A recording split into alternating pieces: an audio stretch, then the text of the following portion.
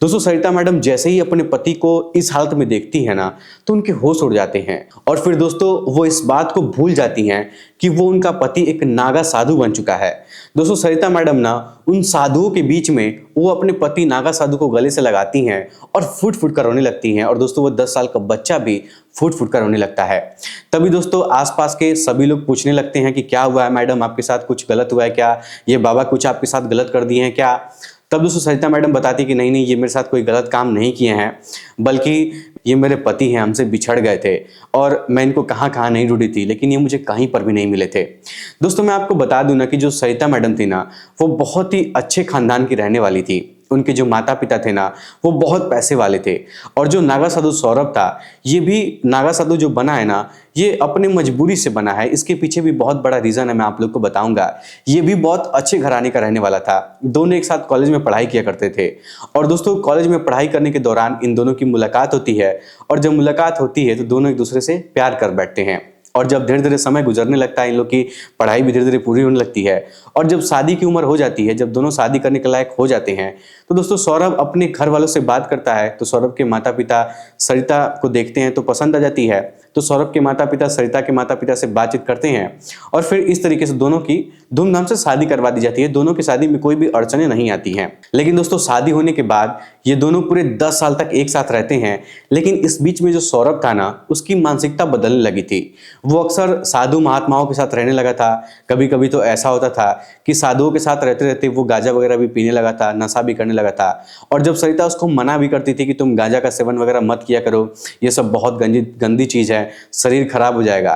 तो दोस्तों सौरभ सरिता से कहा करता ना कि देखो ये सब मैं जानबूझकर नहीं करता हूँ, पता नहीं मुझे क्या होता है, मैं साधु के पास जाता हूँ तो सब कुछ वही सब करने का मन करता है जो साधु लोग करते हैं। अब दोस्तों इस तरीके से ना धीरे धीरे समय गुजरता था, लेकिन सरिता कुछ बोलती नहीं थी। सोचती होगी कि चलो पूजा पाठ में मन लगता है तो अच्छा ही बात है, भगवान का भजन कीर्तन करना चाहिए।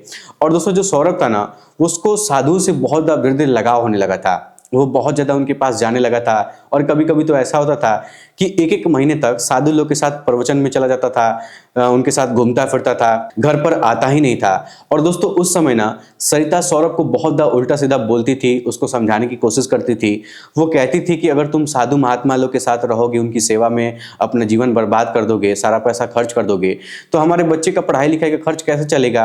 अपनी जिंदगी मैं अकेले हूँ तो मेरा खर्च क्या कौन देगा, घर का खर्च कौन निकालेगा। दोस्तों सरिता सौरभ से कहती थी ना कि सौरभ तुम अपनी जिंदगी के बारे में सोचो। साधु महात्मा लोग के परिवार नहीं होते हैं, वो लोग एकदम अकेले जीवन बिताते हैं, इसीलिए उन लोग को कोई फर्क नहीं पड़ता है, कोई फिक्र नहीं होती है। लेकिन तुम्हारा परिवार है, तुम अपने परिवार के बारे में सोचो। तुमको कभी मैं मना नहीं करती हूँ कि तुम साधु महात्मा लोग के साथ मत रहो, उनकी सेवा मत करो, तुम सब कुछ करो, लेकिन उसके साथ साथ अपने परिवार को भी देखो, अपने घर का खर्च निकालने के बारे में सोचो, तुम्हारा बच्चा बड़ा हो रहा है उसके बारे में सोचो। अब दोस्तों जब सरिता इस तरीके की बात सौरभ को समझाया करती थी ना, तो सौरभ सरिता से कहता था कि देखो तुम मुझे खुश नहीं देखना चाहती हो, तुम चाहती हो कि मैं जीवन भर खटूं, काम करूं, तुम्हारे शौक को पूरा करूं, और तुम ये चाहती हो कि मैं बच्चे की जिंदगी सुधारने के लिए अपनी जिंदगी खराब कर दूं, अपनी जिंदगी बर्बाद कर दूं। अगर तुमको मेरे साथ रहने का इच्छा नहीं है, अच्छा नहीं लगता है, तो तुम बोल दो, मैं ये घर छोड़कर चला जाऊंगा, मैं साधु लोग के साथ रह लूंगा, मुझे उनके साथ रहना अच्छा लगता है, मुझे कोई दिक्कत नहीं होगी। अब दोस्तों सौरभ जब इस तरीके की बात सरिता से कहा करता था ना, तो सरिता गुस्से में बोल दिया करती थी कि जब तुम घर का खर्च नहीं चला सकते हो, मेरा खर्चा नहीं उठा सकते हो, बच्चे का ध्यान नहीं रख सकते हो, मेरा ध्यान नहीं रख सकते हो, तो बेहतर ये है कि तुम मुझे तलाक दे दो, या फिर मैं ही तुमसे तलाक ले लेती हूँ और उसके बाद तुमको जो मन करना होगा तुम अपनी जिंदगी में करना, तुम मुझे छोड़कर चले जाओ और ये घर भी छोड़कर चले जाओ। अब दोस्तों इस तरीके से ना दोनों के बीच में काफी ज्यादा विवाद होता है, बहुत लड़ाई झगड़ा होता है। और जैसे जैसे समय बीतता है ना, वैसे वैसे सौरभ सरिता को अहमियत देना एकदम से बंद कर देता है। अब सारा दिन साधुओं के साथ रहने लगता है। और दोस्तों सरिता थी ना, वो इससे तलाक लेती है और तलाक लेने के बाद अपने माता पिता के घर पर जाकर रहने लगती है, अपने बच्चे को भी वहीं पर लेकर चली जाती है और साथ में रहने लगती है।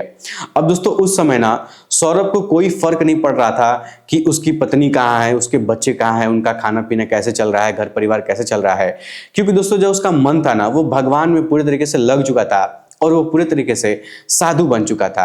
धीरे धीरे समय गुजरता है तो उसकी मुलाकात नागा साधु से होती है। तो दोस्तों 2-3 सालों तक नागा साधु के साथ वो रहता है और जब उनके साथ रहता है तो वो भी एक नागा साधु बन जाता है। जो भी उनकी विद्याएं होती हैं वो पूरा कर लेता है। अब दोस्तों इस तरीके से समय गुजरने लगता है और मैं आप लोग को बता दूं ना, जब कुंभ मेला लगने वाला था तो दोस्तों उस समय ना सरिता अपने मम्मी पापा के घर पर थी और अपना काम काज में लगी हुई थी। और दोस्तों आप लोग तो जानते ही हैं कि इस बार महाकुंभ मेला लगा हुआ है और ये महाकुंभ मेला कितना पवित्र माना गया है। कुंभ मेला में स्नान करने के लिए पता नहीं लोग कहां कहां से चले आते हैं, देश विदेश कोई नहीं देखता है, बहुत दूर दूर से लोग आते हैं। और दोस्तों कुंभ मेला ही एक ऐसा मेला माना जाता है जिसमें हर इंसान एक समान होता है। वहां पर ये नहीं देखा जाता है कि कौन कितना पैसा वाला है, किसके पास कितना रुपया है। सब एक समान वहां पर आते हैं, चाहे वो कितना गरीब ही क्यों ना हो और कितना अमीर ही क्या ना हो, चाहे वो उसके पास कपड़े हो या नहीं हो, सब एक समान आएंगे। वो सब लोग एक ही रास्ते से होते हुए जाएंगे, स्नान करेंगे कुंभ मेला में। सबके लिए वही चीज बनाया गया है, किसी के लिए अलग नहीं है, सब कोई पैदल ही चल के जाएगा। तभी दोस्तों सरिता मैडम के मन में ख्याल आता है कि क्यों ना इस बार कुंभ मेला नहाने के लिए चला जाए, क्योंकि कुंभ मेले के बारे में बहुत कुछ सुनी थी और कई सालों से सोच रही थी कि जब कुंभ मेला लगेगा तो इस बार स्नान करने जरूर जाऊंगी। अब दोस्तों सरिता मैडम ये बात नहीं जानती थी कि जब वो कुंभ मेले में स्नान करने के लिए जाएंगे ना तो वहां पर पूरी उनकी किस्मत ही बदल जाएगी। जो उनका खोया हुआ परिवार है, खोया हुआ पति है, खोया हुआ जो सुहाग है, वो उनको वहां पर मिल जाएगा। दोस्तों सरिता मैडम जैसे ही अपने घर से अपने बच्चे को लेकर कुंभ मेला में स्नान करने के लिए निकलती हैं और जब प्रयागराज के रेलवे स्टेशन पर उतरती हैं और उतरकर कुंभ मेले की तरफ जाने लगती हैं, तभी दोस्तों वहां पर ना वो नागा साधु उनको देख लेते हैं और देखकर उनको पहचान जाते हैं, जो कि उनके तलाकशुदा पति होते हैं। तो देखकर एकदम से पहचान जाते हैं, उनकी आंखों से आंसू आ जाते हैं और दोस्तों वो नागा साधु सरिता के साथ फुट फुट कर रोने लगते हैं। दोस्तों यही जीवन की सच्चाई है जो अभी मैं आप लोग के सामने बताने जा रहा हूं। दोस्तों वो नागा साधु अपनी पत्नी से कहता है ना, बहुत कुछ सीखा हूं, बहुत कुछ पढ़ा हूं, बहुत बड़े बड़े लोगों से, विद्वान लोगों से मिला हूं, लेकिन मुझे आज ये बात समझ में आ गई है।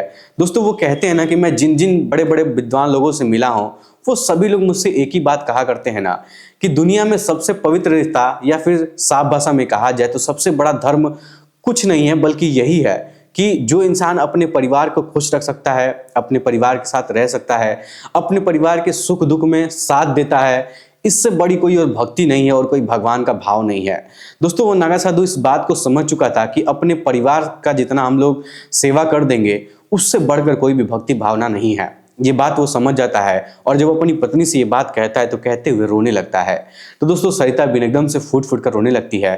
तभी दोस्तों वो नागा साधु कहता है कि सरिता देखो, मैं तुम्हारे साथ गांव चलना चाहता हूं, वहीं पर अपना एक मठ बनाऊंगा और वहीं पर रहकर साधना करूंगा।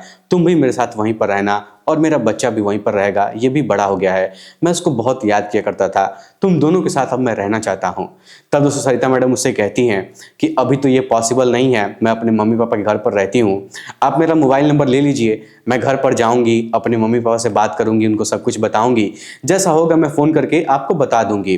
तब दोस्तों वो नागा साधु ना एकदम से टूट जाता है और फुट फुट कर रोने लगता है और कहता है कि सरिता मुझे बहुत मन करता है तुम्हारे साथ रहने का, तुमसे मिलने का, लेकिन तुम तो जानती हो कि जब से मैं साधु बना हूँ तब से मेरे बहुत सारे रूल्स हैं, नियम है, कानून है जिनको फॉलो करना है, मैं चाहते हुए भी तुमसे नहीं मिल पाता था। लेकिन आज इस कुंभ मेले में भगवान की इच्छा थी कि हम दोनों मिले और एक साथ फिर से अपना जीवन की शुरुआत करें, और देखो आज हम लोग ना चाहते हुए भी मिल गए हैं। अब दोस्तों इस तरीके से ना वो नागा साधु और सरिता देवी के बीच में बहुत सारी बातें होती हैं।